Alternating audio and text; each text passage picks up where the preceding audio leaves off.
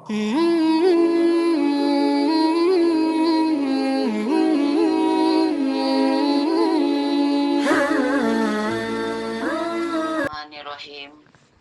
Assalamualaikum warahmatullahi wabarakatuh. Alhamdulillahillazi arsala rasulahu bil huda wa dinil haqq liyuzhirahu 'alad dini kullihi wa kafa billahi syahida.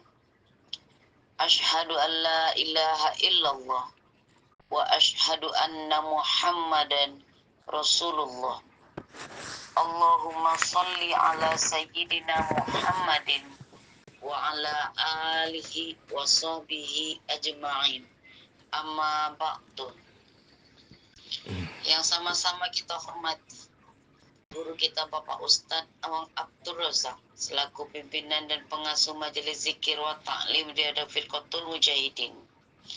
Dan yang kami hormati Bapak-bapak, ibu-ibu, jamaah yang dimuliakan Allah Subhanahu wa Ta'ala. Syukur alhamdulillah senantiasa kita ucapkan kepada Allah Subhanahu wa Ta'ala yang selalu memberikan kita nikmat sehat, nikmat iman dan nikmat Islam, sehingga kita masih bisa bernafas dan masih dapat berkumpul dan bersilaturahmi di link majelis Thalabul Ilmi guna menambah kadar keimanan kita di pagi yang berbahagia ini secara rutin setiap ba'da subuh. Salawat serta salam kita mohonkan kepada Allah Subhanahu wa Ta'ala agar tercurah limpahkan atas junjungan kita Habibana wa Nabiyana Muhammad sallallahu alaihi wasallam, kepada keluarga beliau, para sahabat, zuriat, tabi'in tabi'ahum, kepada kita semua yang hadir di link majelis ini, dan kepada seluruh umatnya hingga akhir zaman. Semoga kita mendapat syafaat beliau di yaumil akhir. Amin ya rabbal alamin. Sebelum memulai acara, agar acara kita diberikan rahmat oleh Allah, marilah kita sama-sama mengucapkan basmalah. Bismillahirrahmanirrahim. Selanjutnya, acara kajian kitab Al-Hikam, hikmah ke-166, yang berbunyi, berkata pengarangnya Imam Ahmad Ibnu Athaillah As-Sakandari rahimahullah, la yakun talabuka tasabbuba illal ata'i minhu fayakilla fahmuka anhu, wal yakun talabuka li izharil ubudiyati wa qiyaman bihaqqir rububiyah. Jangan sampai permintaanmu kau jadikan sebagai sebab pemberian sehingga kau kurang memahaminya. Namun jadikanlah permintaanmu sebagai sarana untuk memperlihatkan ubudiyah dan untuk melaksanakan hak-hak rububiyah, yang akan dijelaskan oleh guru kita Bapak Ustadz Awang Abdul Razak sekaligus ditutup dengan doa. Baiklah Bapak Ibu jamaah sekalian, marilah kita satukan niat kita untuk thalabul ilmi di pagi hari ini. Semoga kita mendapatkan berkah dari Allah dan mudah untuk memahaminya. Kepada Bapak Ustadz, waktu dan tempat kita persilakan dengan segala hormat. Assalamualaikum warahmatullahi wabarakatuh. Waalaikumsalam. Bismillahirrahmanirrahim. Alhamdulillahirabbil alamin. Wal 'aqibatu lil muttaqina wala udwana illa 'alal zalimin.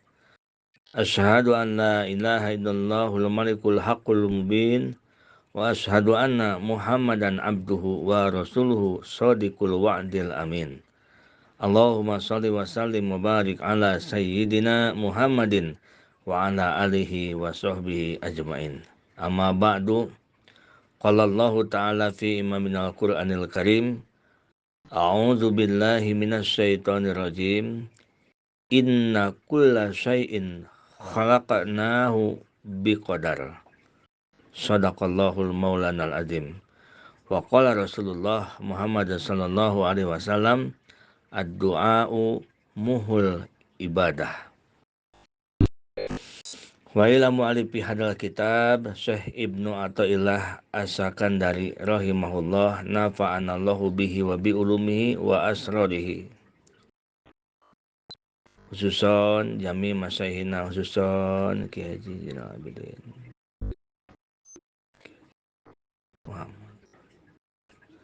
Syai'ulillahi lahumul Fatihah. A'udzu billahi minasyaitonir rajim. Bismillahirrahmanirrahim. Alhamdulillahirabbil alamin arrahmanir rahim maliki yaumiddin. Iyyaka na'budu wa iyyaka nasta'in. Ihdinas siratal mustaqim. Siratal ladzina an'amta 'alaihim ghairil maghdubi 'alaihim waladdallin. Rabbi ighfir lana amin. Hikmah ke-166. Siapkan hatinya dikosongkan, artinya terima dengan keimanan, karena mengaji ilmu hikam adalah ngaji bab hati, bab akidah. Jangan dipaksakan dengan akal, tetapi paham dengan hati. La yakun talabuka tasabbuban ilal atoi minhu. Jangan sampai permintaanmu kau jadikan sebagai sebab pemberian. Sebab pemberian dari Allah. Fayakilu pahmuka anhu. Sehingga kau kurang memahaminya.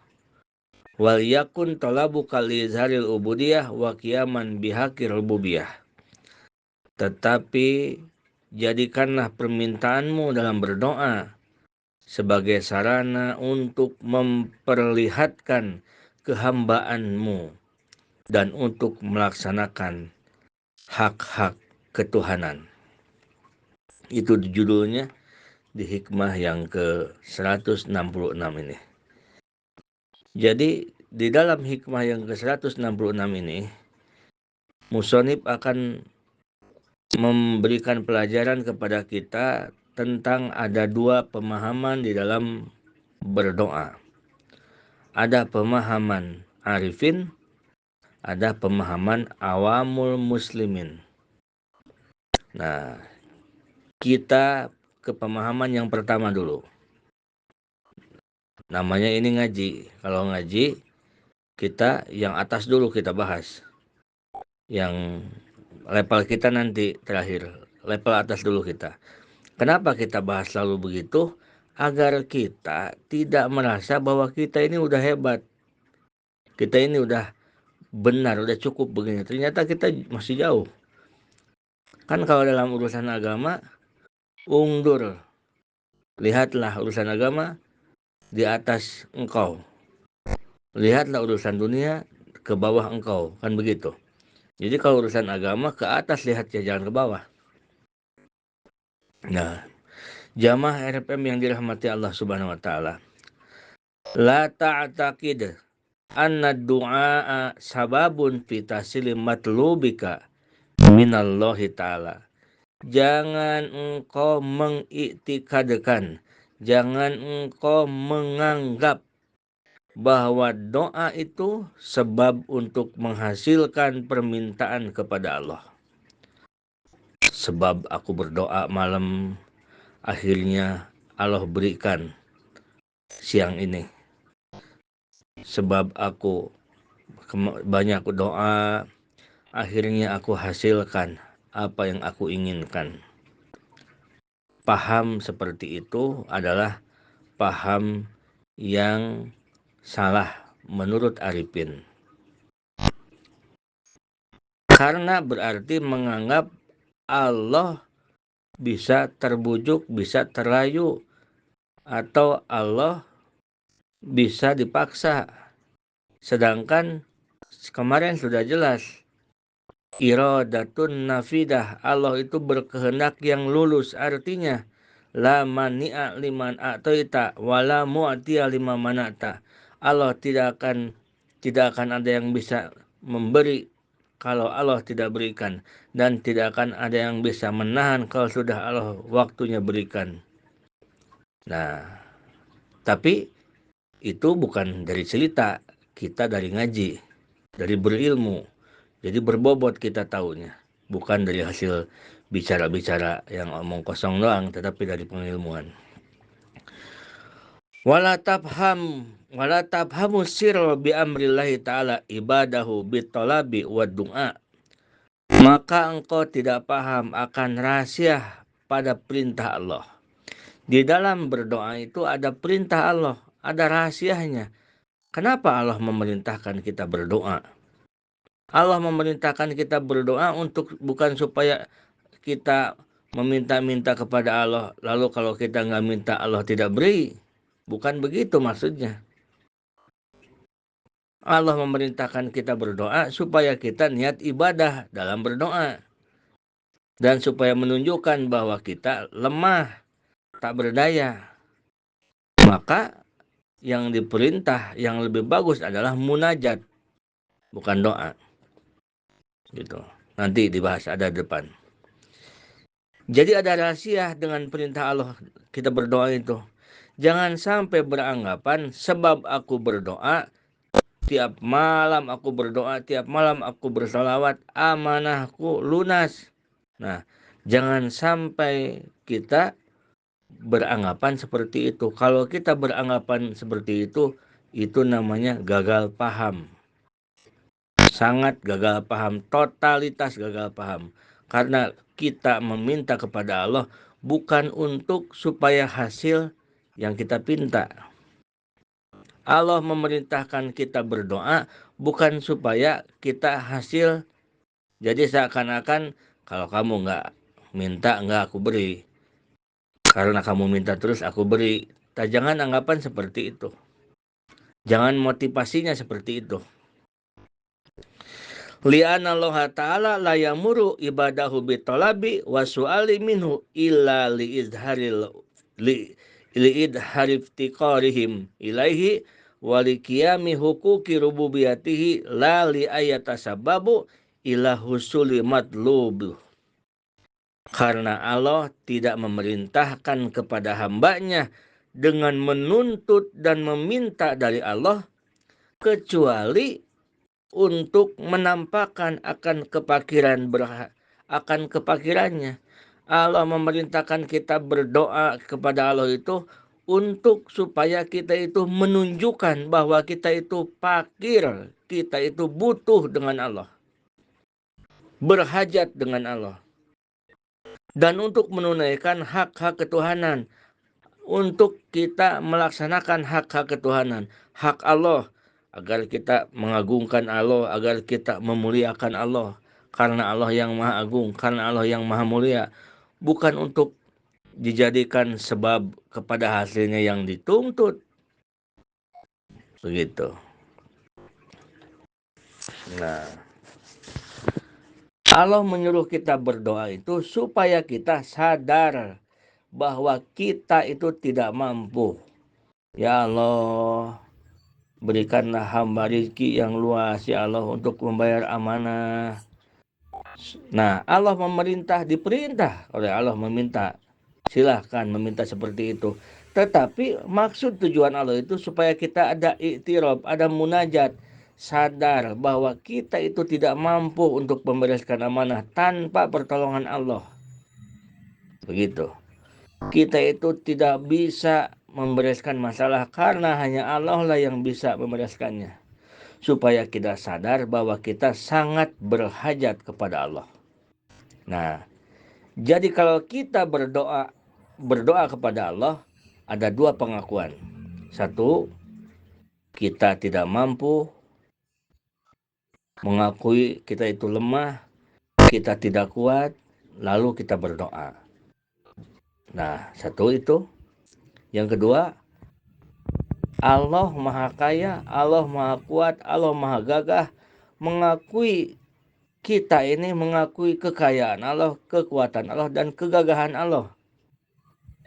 Nah, karena kita mengakui Allah yang kuat, Allah yang gagah, Allah yang mampu, dan kita mengakui bahwa kita tidak mampu, kita berdoa kepada Allah. Kita memohon kepada Allah. Ada satu masalah, kita mohon kepada Allah. Nah, yang dimohonkan kepada Allah itu, sehingga begitu misalkan sesuatu yang dimohonkan kepada Allah lalu terjadi, kabul, hati kita tidak berkeyakinan bahwa kabulnya itu gara-gara doa kita. Kenapa? Karena kita berdoa sudah ditakdirkan dari dulu, kita akan hasil pun sudah ditakdirkan dari dulu. Dua-duanya fil ajali sudah ditakdirkan. Tidak akan ada yang bisa melawan Al-Quran. Allah berfirman, inna kulla syai'in khalaqnahu biqadar.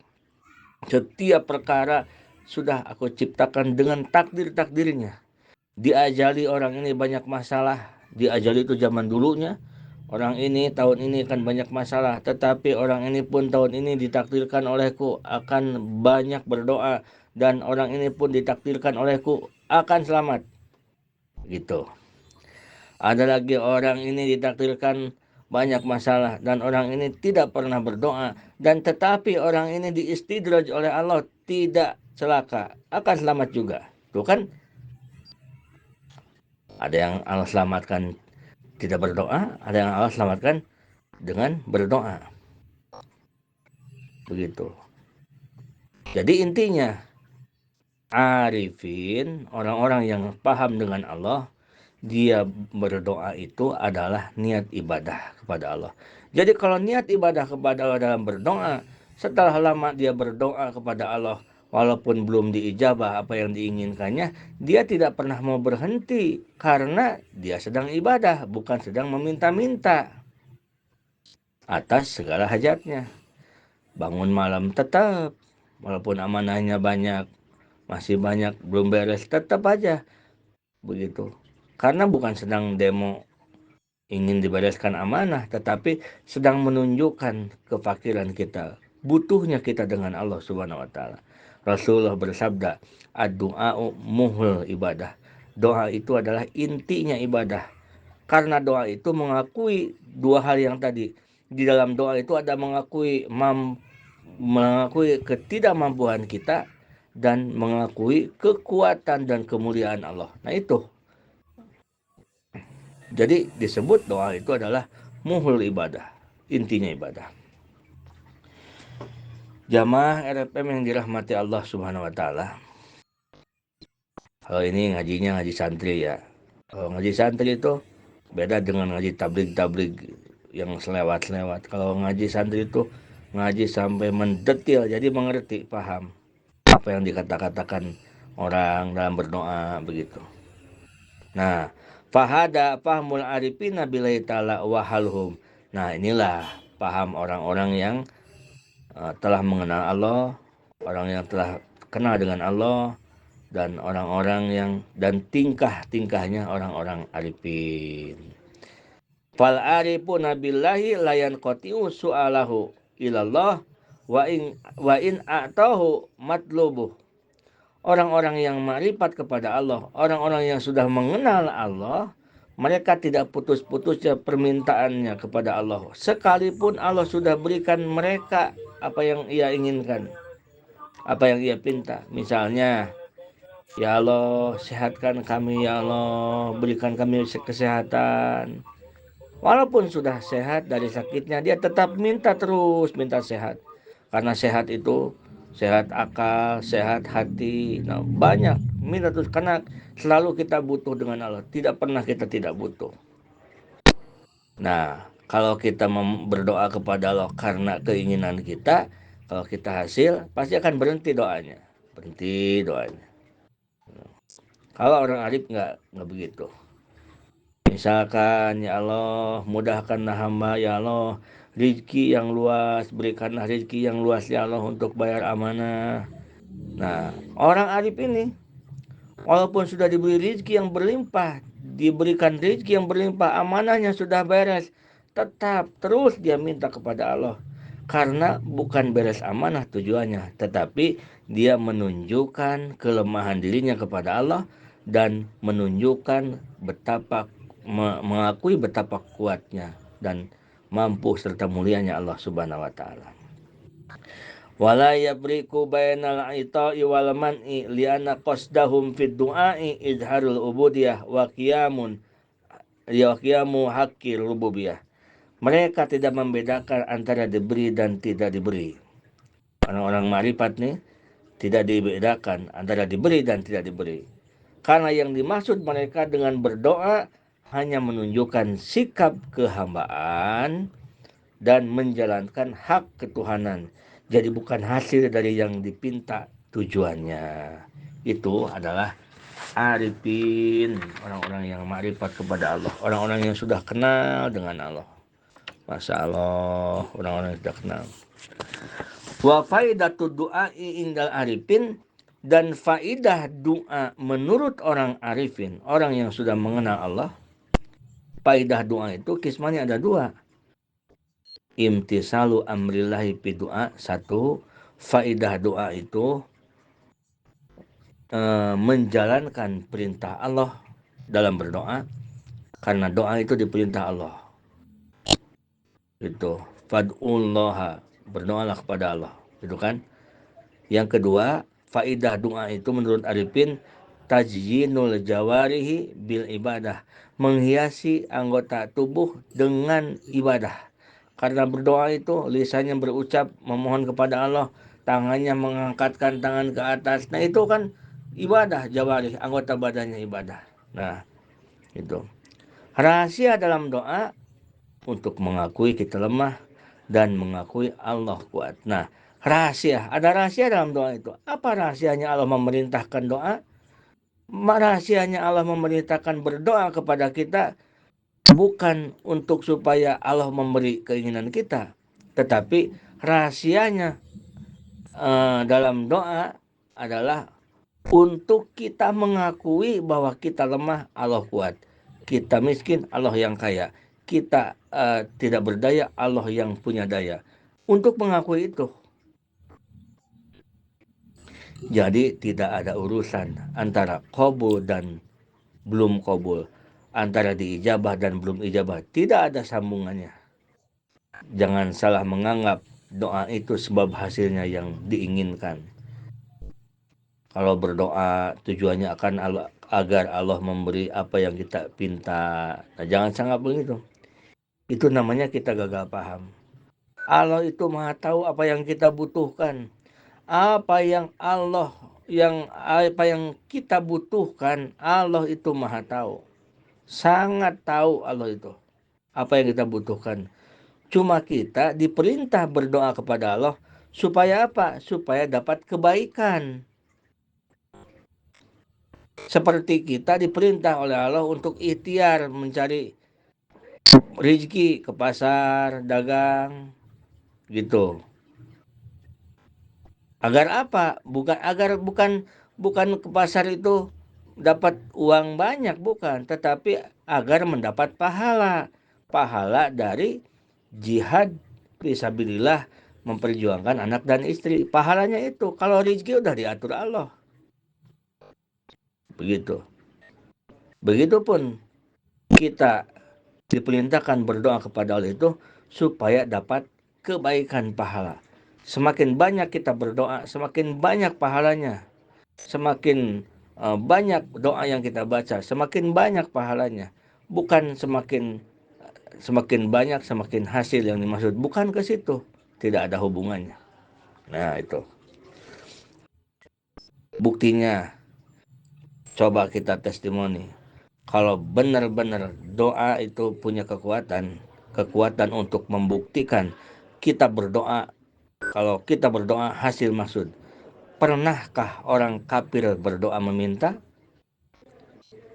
Ada lagi, satu lagi.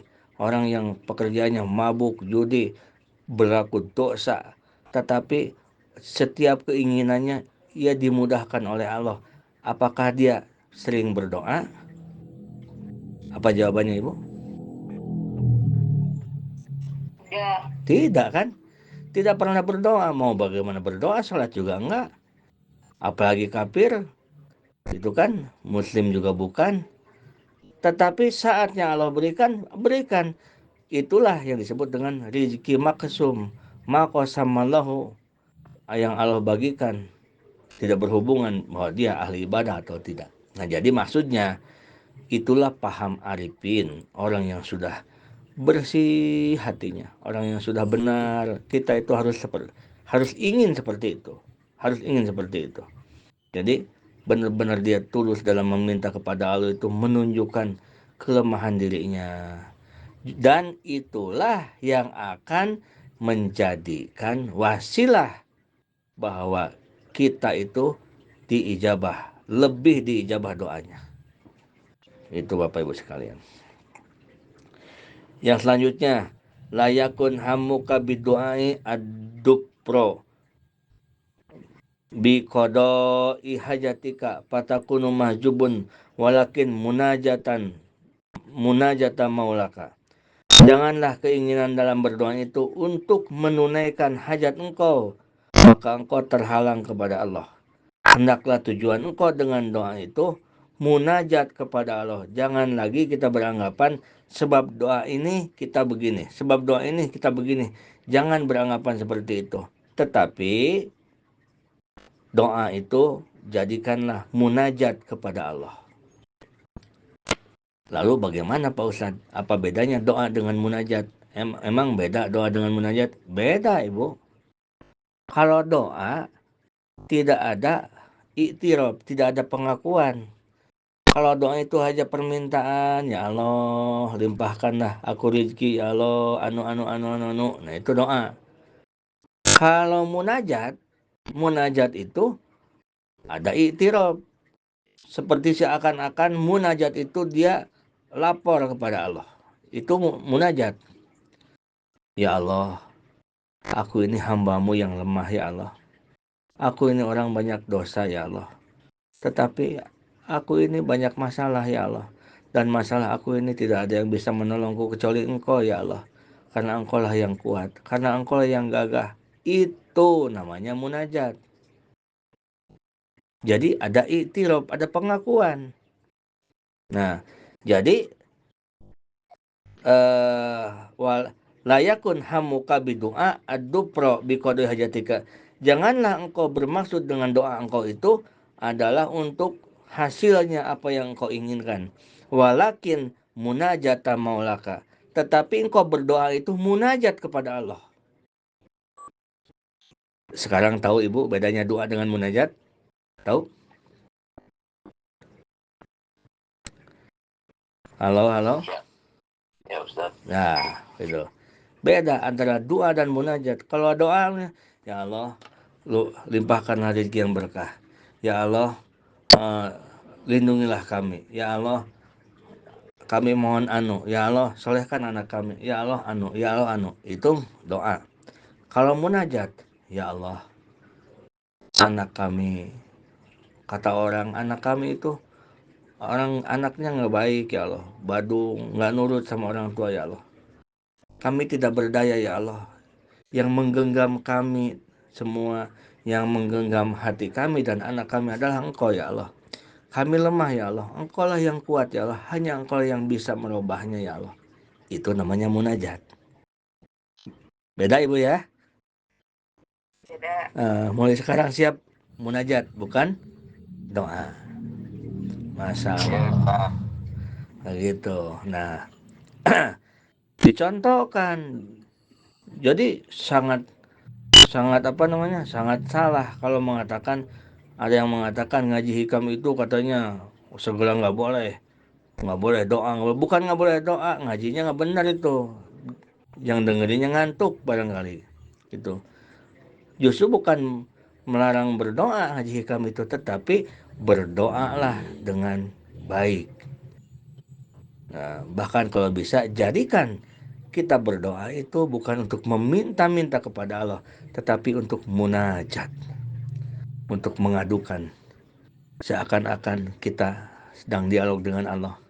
Ya Allah, aku ini sekarang hidup susah ya Allah. Aku dihina orang ya Allah. Tetapi aku tahu ya Allah, Engkau sedang mengingatkanku. Karena akulah memang hina ya Allah. Dan Engkaulah yang punya kemuliaan. dan Engkaulah yang punya semuanya. Muliakanlah aku ya Allah, hanya dengan Engkau. Ya Allah, aku ini terhina ya Allah. Banyak amanah, banyak susah, sehingga aku tidak ada harga di mata orang ya Allah. Tetapi hanya Engkaulah ya Allah yang punya harga itu. Engkaulah yang mulia, Engkaulah yang maha kaya. Dengan rahmat-Mu ya Allah, tolonglah aku yang lemah ini, berikanlah aku kekuatan. Itu namanya munajat. Munajat. Jadi dalam munajat itu ada iktiraf. Kalau di dalam berdoa ada iktiraf, ada pengakuan kelemahan kita dan kegagahan Allah, itu namanya munajat. Wa ama awamun nas. Nah, sekarang lari, itu sudah beres. Arifin tuh. Sekarang awamun nas, awam manusia. Wa ama awamun nasi, uh,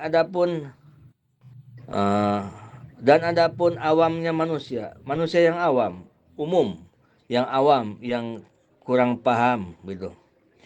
Ya takiduna anna du'a sababun fi tahsili muradihim minallahi ta'ala. Adapun manusia yang awam yang belum diberi hidayah mengenal Allah, mereka mentekadkan, meyakinkan sesungguhnya doanya jadi sebab dalam hasil yang dimaksudnya dari Allah Subhanahu wa taala. Makanya kebanyakan bahasanya begini. Banyakin berdoa agar mudah rezeki. Kalau kamu tidak berdoa, kamu susah rezeki. Mana ada datang rezeki kalau kamu tidak mau berdoa kepada Allah. Nah, bahasa itu kalau di lisan saja diucapkan hanya di lisan, tidak apa-apa itu bahasa. Apalagi untuk mendidik anak atau mendidik untuk mengasih tahu suami atau istri, tidak apa-apa. Tetapi yang jadi masalahnya kalau orangnya awam, nol, tidak tahu agama, dia akan sampai masuk ke hati. Jadi itikad. Kalau sudah masuk ke hati, jadi bahaya, jadi syirik. Jadi syirik itu bukan hanya pergi ke dukun. Kita menitikadkan doa itu hasil sesuatu karena doa pun itu syirik. Gitu. Merasa bisa kenapa? Banyakin berdoa. Kalau kamu banyak berdoa, kamu akan hasil maksud. Kalau kamu nggak berdoa, kapan kamu hasil maksud? Allah itu tidak akan pernah beri kalau kamu tidak pernah berdoa. Itu kalau dikejar-kejar nggak ada dalilnya itu. Kalau kita sampai ke hati kita seperti itu, kalau di lisan saja tidak apa-apa. Kalau di lisan diucapkan saja tidak apa-apa. Tetapi kalau sampai ke hati seperti itu, berarti kita merasa bisa mempengaruhi Allah. Dengan doa kita, Allah jadi terpengaruh. Yang tadinya mau tidak memberi, jadi memberi. Yang tadinya tidak mau berikan, jadi diberikan oleh Allah karena kita terus berdoa. Atau kalau begitu mah dianggap Allah seperti manusia sama. Sedangkan Allah iradatun nafidah, kehendak Allah itu kehendak yang lulus, artinya tidak tersandra dengan apapun, tidak dikuasai siapapun. Allah memberi itu mukhlis, pemberian Allah, bukan karena berdoa, bukan karena apa-apa. Jadi ucapan-ucapan seperti itu tadi, banyakin berdoa agar kamu mudah rezeki. Ucapan itu tidak apa-apa kalau diucapkan saja, jangan sampai ke hati jadi keyakinan. Iya benar, jangan begini ke dalam hati kita, iya benar ya, kalau saya tidak berdoa Allah juga tidak akan memberi. Nah itu bahaya, itu bahaya. Ianya juga ditasdidan, bahaya kalau keyakinan seperti itu. Berarti dia meyakinkan, menyamakan Allah dengan makhluk, merasa doanya bisa mempengaruhi Allah Subhanahu wa taala, bukan juga Tuhan kalau bisa dipengaruhi. Betul tidak Ibu? Betul Ibu ya? Halo? Nah, lanjut. Pamin adabihi ditutup mic-nya Ibu. Pamin adabihi ayas Allah taala ma amaralu bisu'alih. Nah, kalau orang awamul mukminin ya, orang awam mukmin itu dia dalam berdoa dijadikan sebab. Nah, orang awamul mukminin, orang awam itu doa dijadikan sebab. Fayurakhasu lahum ma la yurakhasu lahum. Maka bagi orang awam masih dibolehkan seperti itu. Menganggap doa jadi sebab, boleh. Gitu. Seperti uh, kita berdoa kepada Allah, hasilnya dari Allah, dibolehkan itu bagi orang awam. Yang tidak dibolehkan itu bagi orang arifin, yang orang sudah mengenal Allah, tidak dibolehkan seperti itu karena turun derajat, turun kelas begitu. Kalau dia begitu, kalau orangnya awam tidak apa-apa, silahkan boleh. Orang awam itu sebab doa ini aku jadi banyak rezeki, itu dibolehkan asal di dalam lisan, di lisan. Bolehkan begitu bagi yang masih awam. Lakin limoroati surutihi wa adabi, tetapi dibolehkan juga seperti itu, mempunyai dikatakan seperti itu, menekatkan, meyakinkan seperti itu bahwa doa itu jadi sebab, boleh bagi orang awam, tidak apa-apa. Tetapi ada syaratnya, harus menjaga syaratnya dan menjaga adabnya. Kalau tidak menjaga syarat, tidak boleh. Ada syaratnya. Orang awam dibolehkan doa jadikan sebab, harus menjaga syarat dan syarat-syarat doa dan adab-adab doa. Nah, apa syarat doa? Di antaranya alayas alallaha mayam tani'u aklan wasar'an.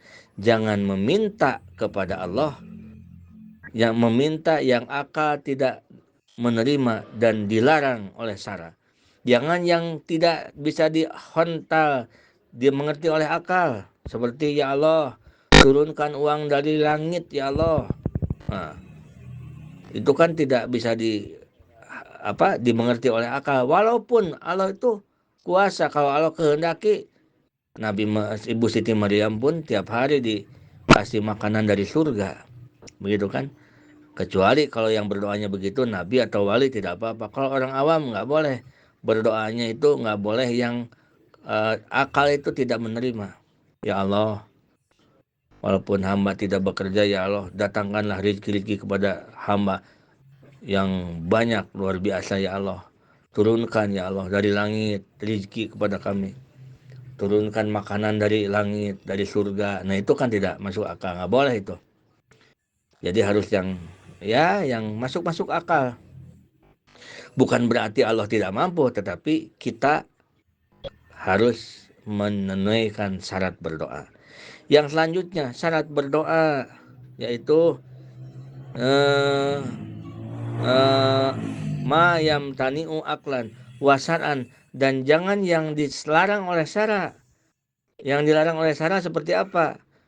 Seperti ada orang kafir mati, lalu kita katakan siapa yang mati itu? Padahal orang non muslim, bukan orang Islam. Itu almarhumah atau itu almarhum Pak Anu misalkan. Nah, kita mengatakan seperti itu dosa. Bahkan ada yang mengatakan kufur kalau mengatakan almarhum kepada orang non muslim. Karena almarhum itu artinya yang dirahmat Allah. Kan nggak boleh mendoakan yang dirahmat Allah bagi orang kafir non muslim. Allahumma gfir lahu atau menyebut almarhum, itu haram, nggak boleh. Karena almarhum itu artinya yang disayangi Allah Subhanahu wa taala. Nah, Allahumma gfir lahu kepada orang kafir itu nggak boleh. Nah, harus ada tata keramanya. Dan banyak-banyak yang lainnya.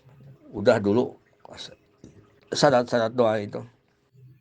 Wa pamina adabihi, yang selanjutnya adalah adab berdoa. Ayas Allah ta'ala ma'amarallahu bisu'alih. Nah, orang awam boleh menganggap doa itu sebab hasilnya perkara. Karena doa hasil anu. Orang awam boleh beranggapan seperti itu. Kalau arifin tadi kan tidak boleh kalau arifin. Tetapi harus adab-adaban dalam berdoanya. Apa adabnya? Adabnya adalah di antara adabnya adalah meminta kepada Allah akan sesuatu yang diperintah memintanya. Ayas Allah ta'ala ma'amarallahu bisu'alih. berdoa meminta kepada Allah, meminta yang diperintah Allah memintanya. Itu adab-adaban doa. Seperti ya Allah, masukkanlah aku ke surgamu. Boleh itu. Karena Allah memerintah itu. Ya Allah, selamatkanlah aku dari nerakamu. Boleh itu, karena Allah memerintah itu. Ya Allah, ampunilah dosaku. Ya Allah, tetapkanlah imanku. Ya Allah, berilah aku ilmu yang bermanfaat. Itu boleh, karena itu diperintah Allah. Seperti beginilah. Seperti Pak Ustadz pengumuman ke ibu-ibu. Ibu-ibu jamaah RFM, silakan yang butuh minyak goreng, yang butuh kecap, yang butuh saus, yang butuh beras, mintalah ke Pak Ustadz. Nah, lalu ada ibu-ibu minta datang, Pak Ustadz, saya minta timun dong sama toge. Nah, kita kan nggak sebutin tuh, nggak suruh minta itu. Nah, itu namanya tidak beradab. Begitupun kepada Allah.